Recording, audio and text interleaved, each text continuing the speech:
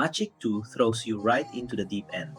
You're a chicken, the frogs are everywhere, and within minutes, the screen is a beautiful, chaotic mess of spells, relics, and enemies.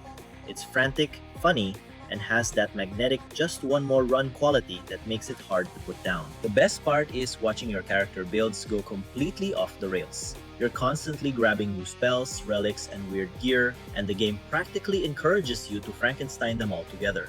One run, you might be zapping everything with lightning, and the next, you've cobbled together a ridiculous one that sprays bouncing projectiles in every direction. Sometimes you get lucky and create a god tier build that feels completely broken.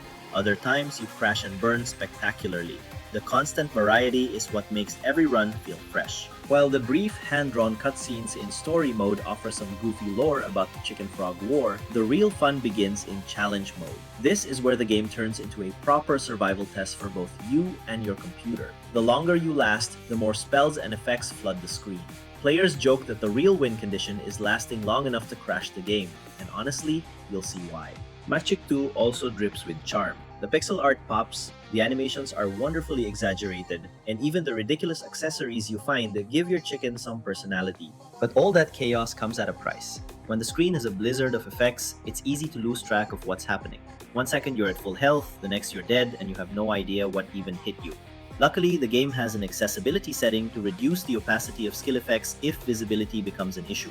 Also, if your hardware isn't great, challenge mode can turn into a stuttering slideshow once all the particle effects pile up. Balance could also be a bit tighter. Some builds feel completely invincible, while others barely scratch the waves of enemies. That randomness is a core part of the game's identity, but it can also make some runs feel unfair. And while the story is a fun distraction, it's more of a side note than a reason to keep playing. Ultimately, Machick 2 knows exactly what it is. It's a fast, unpredictable, and addictive game that keeps you experimenting with different builds just to see what ridiculous spectacle you can create next. It doesn't aim for deep storytelling or pristine polish. It just wants to deliver magical chickens, endless frogs, and pure on-screen madness. If that sounds like your kind of fun, you'll feel right at home.